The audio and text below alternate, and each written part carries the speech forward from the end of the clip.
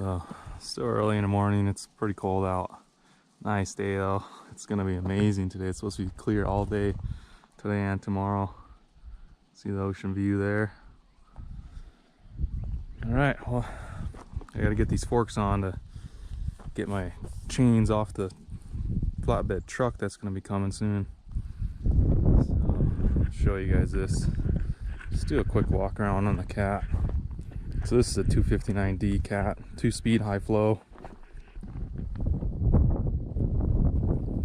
This thing's a beast.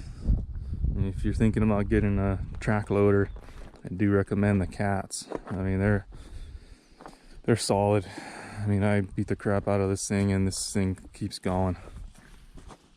I mean, it's built like a tank. So, I mean, I think Cat probably builds the strongest ones. And it's because they've been building dozers for years.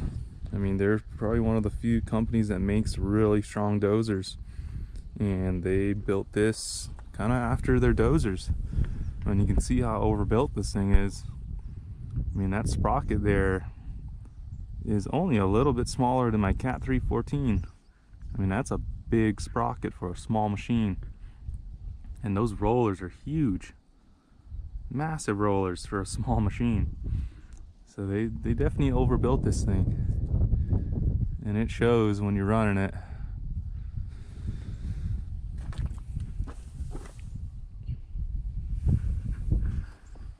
Alright, I gotta get these forks on, so I'll show you guys. So we got these things always have issues on track loaders and bobcats, skid steers, whatever, you name it. They're all pretty much the same setup. And they always get jammed. These we adjusted so they're a little bit better. I mean, it's opening up a little easier than it used to. Before I'd have to beat the crap out of them with a hammer.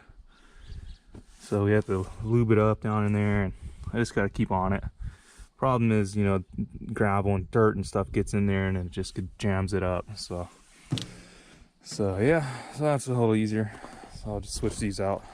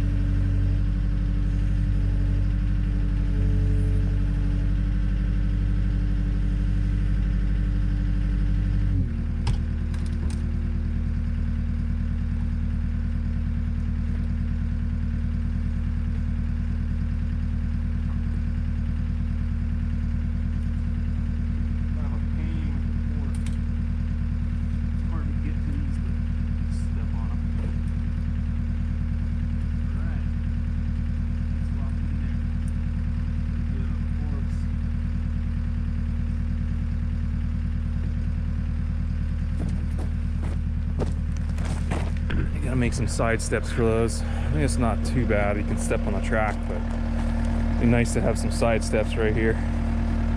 Some of them come with it. And what I'm gonna do is I'm gonna weld on a hitch mount, I think right here, a 2-inch adapter, so I can run a tow hitch on there and I can pull my trailers around with this thing. So that's gonna be nice. Yeah, this thing's working good. It's pretty beefy. Handles 5,200 pounds, about as much as this thing can handle. So it's a perfect match for it.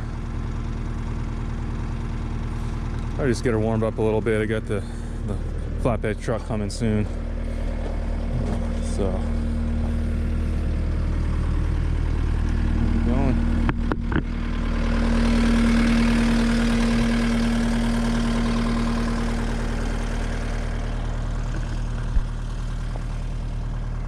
So nice today. Oh man, that sun feels good. It was the coldest morning of the winter this morning. It was 52 degrees in my house, about 46 outside. And I'm in Hawaii. But this is at 2,300 feet, so.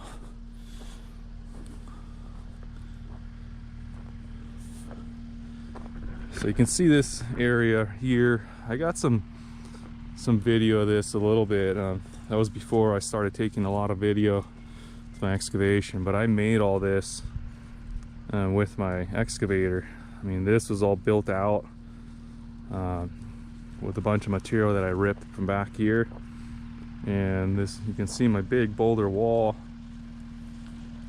I built all that up, and that's all boulders underneath there and smaller rocks as I go up.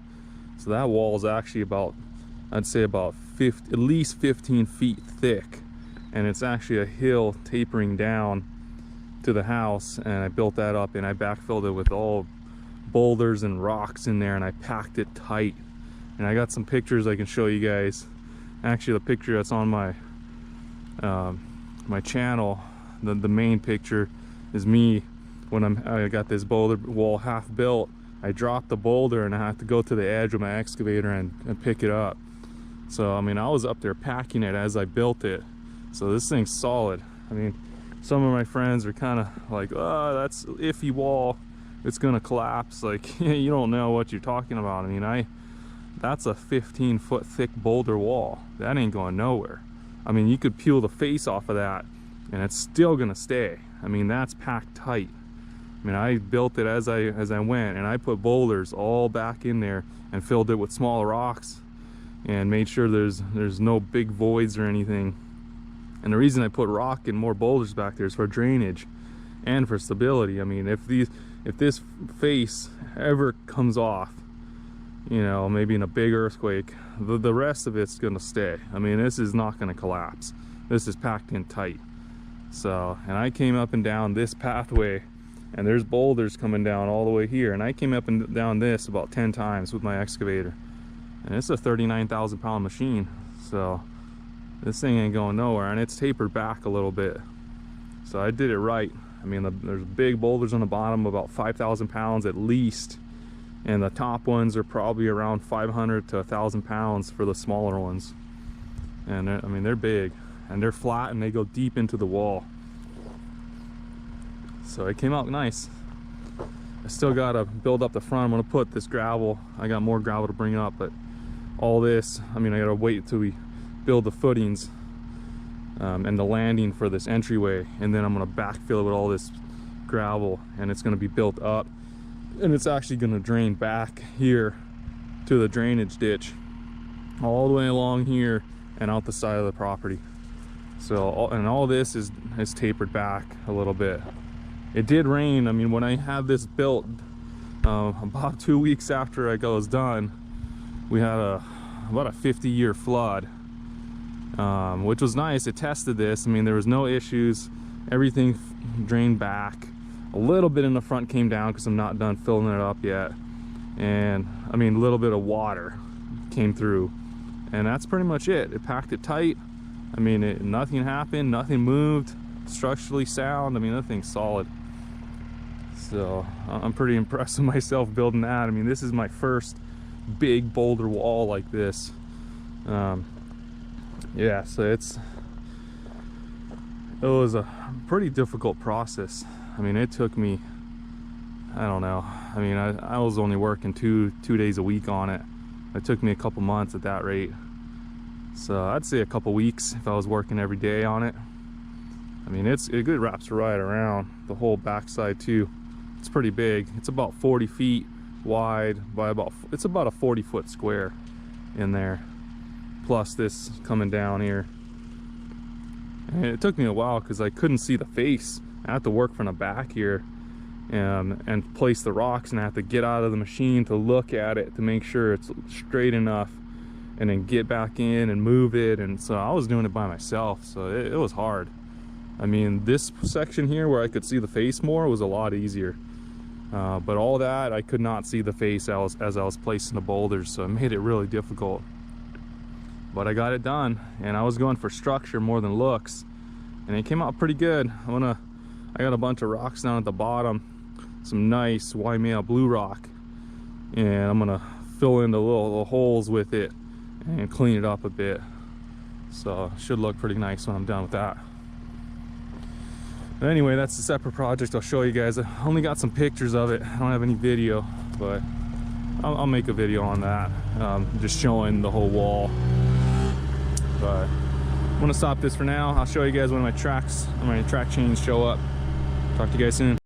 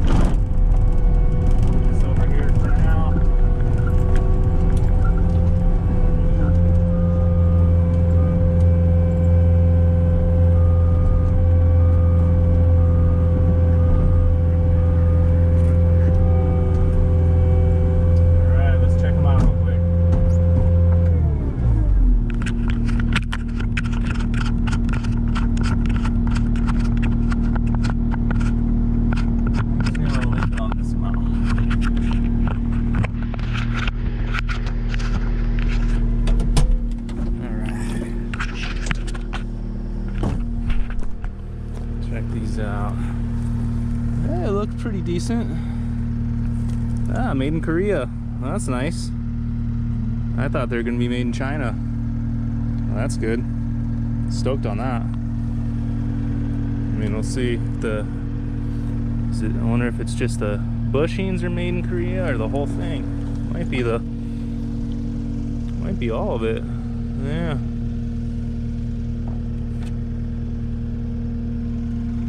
Look pretty good. I mean, it says it's made in Korea. All right, there we go. Yeah, I mean, I was expecting Chinese stuff for the price I paid. I mean, holy shit, dude. but they look good. Nice. Yeah, comes with the master pins and nice.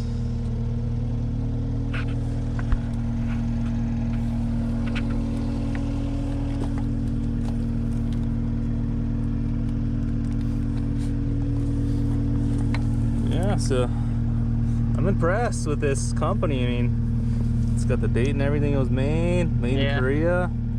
So you can see how thick the bushing is. Right. It's about a 1/4 inch. Yeah, that's what Maybe I figured. A little thicker than that. That's what I figured. Yeah, they're holding up pretty good though, the ones you welded. So I've been checking them every day and no problems. So yeah, getting that top weld to that really sinking it in there. Yeah. So yeah, they look good. Freaking head, dude. I mean, you can see how much meat it's got on it. Yeah, so this will be a good backup. I mean, we just gotta. Well, these are new. The other ones are old, so it's hard for me to compare right now. Yeah, I mean I'd like to get these on eventually. It's gonna probably take a while because of the pads, swapping out the pads. You know, that's gonna take some time. Grinding all this down, the paint off. Oh, just lay them out flat. Yeah, we'll lay it out and then just go grind it, and then we'll swap the pads. Yeah, that's gonna take a little bit. Take the pads off from the. I mean, I guess it'd probably be easier when it's on the machine, right. And then crack the link and then take it off. Do one side at a time. Take it off, put a new one on, and go to the other side. So it'll probably take at least a day just because of the pad swap. Yeah, do the whole swap. Yeah, I mean, I wish I could have got them with pads already. It would have been easy. Yeah, kind of everything. But next time. Yeah. But I'll get another set and then we can just swap from there. But yeah, nice. Stoked they're from Korea, man. I was totally expecting Chinese. I mean, at the price, $3,200 with the shipping. Hey, that's the deal. For the set. I mean, Cat wanted $3,000 for 3 bushings. Fuck, that's crazy. I'm sorry, you got a camera. Yeah, it's all good. Yeah, man. We're rock and roll with that. Yeah. Nice. PCF. Alright, hopefully they fit. Oh shit, they're off half an inch each one. I know, I should. Well, I mean, I gave them my serial number and everything, and I triple checked with them, like, okay, these are the ones, right? Like, I'm in Hawaii. Like, it's not gonna be cheap to send them back if they're the wrong ones, so. Yeah. Yeah. Yeah, man, that's awesome. This shit did this like that, man. Yeah, this thing lifted it no problem.